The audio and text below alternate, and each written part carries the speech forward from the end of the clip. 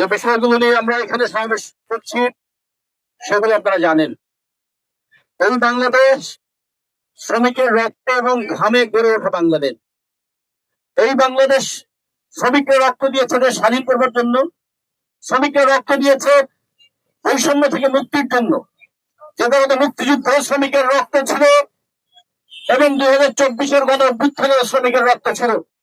সরকারি হিসেবে 836 জন মৃত্যুর মধ্যে 283 জন হচ্ছে শ্রমিক, 269 জন ছাত্র, 120 জন হচ্ছে ক্ষুদ্র ব্যবসায়ী এবং ক্ষুদ্র ব্যবসায়ীরা একটা শ্রমিক, 108 জন হচ্ছে কর্মচারী।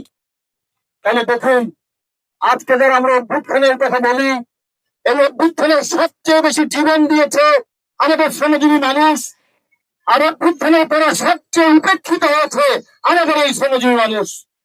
অভ্যুত্থানের পরে এক বছর পরে সরকার বললে আমাদের মাথা পিছু আয় দাঁড়িয়েছে এখন $2,840।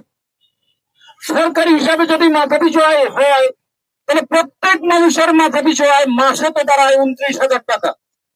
তাহলে একজন শ্রমিকের সন্তান যদি থাকে, তার স্ত্রী যদি থাকে, তার মা যদি থাকে, প্রত্যেকের জন্য যদি 29,000 টাকা করে হয় তাহলে একটা পরিবারে তো 1,20,000 টাকা মাসিক ইনকাম হওয়ার কথা। আমরা শ্রমিক কর্মচারী ঐক্য পরিষদের পক্ষ থেকে 30,000 টাকা মজুরি দাবি করেছি। এই কথা শুনে আমাদের সচিবদের চোখ কপালে উঠে গেছে, আর মালিকদের নাকি হৃদরোগে আক্রান্ত হওয়ার আশঙ্কা বেড়ে গেছে। তাদের মুনাফার হিসাব নাই। বাংলাদেশের নাকি ব্যাংক থেকে একজন ব্যক্তি ঋণের নামে আত্মসাৎ করেছেন 48,000 কোটি টাকা। ওই টাকা যদি ওজন করা যায়, 1,000 টাকার মতো যা ওজন, সেই অনুযায়ী 48,000 কোটি টাকার ওজন হচ্ছে 500 টন। আমরা যদি তাদেরকে বলি ওই ভদ্রলোককে 500 টন বোঝা কাঁধে নিয়ে যাক, অথবা এখানে যারা ব্যাংকের কর্মকর্তারা আছেন তাদেরকে যদি বলি ওনাকে টাকাটা শুনতে দেন, তো আমার পর্যন্ত টাকা শেষ করতে পারবেন না। কিন্তু টাকা তিনি লুট করে নিয়ে গেছেন। এই লুটের টাকা ফেরত নেওয়ার উদ্যোগ 1 বছরে দেখি নাই, শুধু কারখানা বন্ধ করার উদ্যোগ দেখেছি। লুট করলো মালিক, টাকা পাচার করলো মালিক, ব্যাংক ফাঁকা করে দিল মালিক, 48,000 শ্রমিক তাদের চাকরি হারিয়ে ফেললো তারা।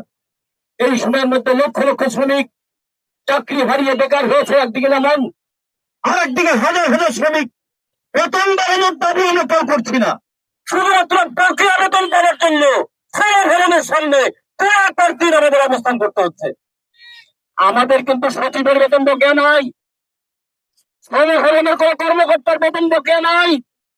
এই ভবন যে শ্রমিকদের জন্য, সেই ভবনের নিচে শ্রমিকরা বকেয়া বেতনের দাবিতে আন্দোলন করতে গিয়ে মৃত্যুবরণ করেছে। এই ঘটনা আমরা দেখছি, কিন্তু কোনো পদক্ষেপ নেওয়া হয় নাই। আমরা শ্রমিক কর্মচারী ঐক্য পরিষদের পক্ষ থেকে বলতে চাই, শ্রমিকদের জীবন এবং জীবিকা নিয়ে এই ছেড়ে দিয়ে বন্ধ করতে হবে। আগের সরকার করেছে, এই যেহেতু বর্তমান সরকারের কাজকে আমরা বরখাস্ত করবো না। পাশাপাশি একটা জিনিস দেখুন, বাংলাদেশের 5টা বন্দর, তার মধ্যে সবচেয়ে বড় যেখানে কন্টেইনার ওঠানো নামানো হয় সেটা নিউ মোরিং কন্টেইনার টার্মিনাল। আমাদের মোট আমদানি রপ্তানির 80% বেশি হয় চট্টগ্রাম বন্দর দিয়ে, আর চট্টগ্রাম বন্দরে যা হয় তার প্রায় 65% হয় এই বন্দর দিয়ে। আমাদের ওখানে চট্টগ্রাম অচেন্দা বন্দর আছে, নিউ মোরিং কন্টেইনার টার্মিনাল আছে, এদিকে পাথারবাড়ি আছে, ওদিকে আমাদের মংলা আছে। এই যে বন্দরগুলো আছে, এই সব বন্দরের চাইতে সবচেয়ে বেশি লাভজনক বন্দর হচ্ছে আমাদের নিউ মোরিং কন্টেইনার টার্মিনাল। এই কন্টেইনার টার্মিনাল তৈরি করেছে আমরা শ্রমিক কৃষকের ট্যাক্সের টাকায়। এই কন্টেইনার টার্মিনাল আধুনিকীকরণ করেছে আমরা শ্রমিক কৃষকের ট্যাক্সের টাকায়। এখন বিশ্ব ব্যাংকের নামে ওইখানে একটা সম্ভাব্যতা যাচাই করে তারপরে তুলে দেওয়া হচ্ছে টিপি ওয়ার্ল্ড নামে একটা কোম্পানির কাছে। এই টিপি ওয়ার্ল্ড পৃথিবীর যেখানেই গেছে সেখানেই ট্যাক্সেশন কাজ ছিল শ্রমিক ছাঁটাই করা, আউটসোর্সিং করে দেওয়া। কয়েকদিন আগে যুক্তরাজ্যের শ্রমিকরা আন্দোলন করেছে, পৃথিবীর যেখানে যেখানে এই টিপি ওয়ার্ল্ড সেখানে সেখানে মুনাফা বাড়ানোর জন্য তারা শ্রমিক ছাঁটাই এবং আউটসোর্সিং এর ব্যবস্থা করে। আমাদের এখানে তারা হাত পাড়িয়ে একদিকে বন্দরটাকে গ্রাস করতে চায়, আর একদিকে বন্দরের শ্রমিকদের চাকরি সেটা কেড়ে নিতে চায়। আমরা এই জিপির এই অবৈধ ইন্টারা প্রথা, যেটা 2023 সালের আওয়ামী লীগ শুরু করেছিল, আওয়ামী লীগের সমস্ত কিছুকে আপনারা উচ্ছেদ করছেন, কিন্তু আওয়ামী লীগ তো চুক্তি করে নেয়, সেই চুক্তি বাস্তবায়ন করছেন। এইখানে তো আপনাদের কোনো পার্থক্য আমরা দেখছি না। আমরা জিপি ওয়ার্ল্ডের সঙ্গে এই চুক্তি বাতিল করার দাবি জানাই। পাশাপাশি আমরা বলতে চাই, বাংলাদেশের শ্রমজীবী মানুষের দীর্ঘদিনের দাবি, বাংলাদেশে আপনার গণতন্ত্র প্রতিষ্ঠা করবেন, আর প্রয়োজনীয় গণতান্ত্রিক অধিকার থাকবে না, এইটা হতে পারে না। এই জন্য আইএলও কনভেনশন 87, আইএলও কনভেনশন 98, এইটা আপনারা নাকি রেটিফাই করেছেন 72 সালে। এখন পর্যন্ত আমাদের শ্রম আইন আইএলও কনভেনশন অনুযায়ী হয় নাই। আমরা বলতে চাই, শ্রম আইন সংশোধনের কাজ চলছে, আগস্ট মাসের মধ্যেই নাকি এটা চূড়ান্ত হবে। এই শ্রম আইন অগণতান্ত্রিক শ্রম আইন হিসেবে যেন রূপান্তরিত না হয়, সেইটা আমরা দেখতে চাই। আমরা দেখতে চাই আউটসোর্সিং এর নামে আদালতের প্রথা, এইটা বন্ধ হবে। একদিকে বন্দর ইজারা দেবেন, আরেকদিকে শ্রমিকদেরকে ইজারা দেবেন ঠিকাদারের কাছে। বন্দর ইজারা দেবেন মানি না, শ্রমিকদেরকে ইজারা দেওয়া আমরা মানি না।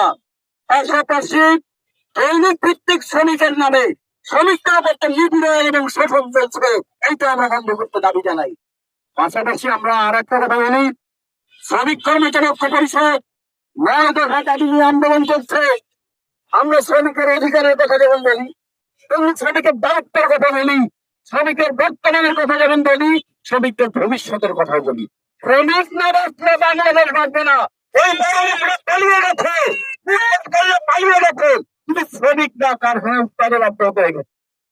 করোনার সময় সবাই ঘরে বসে দেখেছে, কিন্তু শ্রমিকরা উৎপাদন করেছে।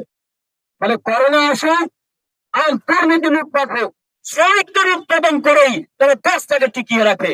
মানে আগামী দিনেও আমরা দেখতে চাই, তারা যারা অভ্যুত্থানের চেতনার কথা বলেন, তারা যেন লুটপাটের চেতনা দিয়ে দেশ পরিচালনা না করেন, তারা যেন শ্রমিকদের গণতান্ত্রিক অধিকারের স্বীকৃতি দেন।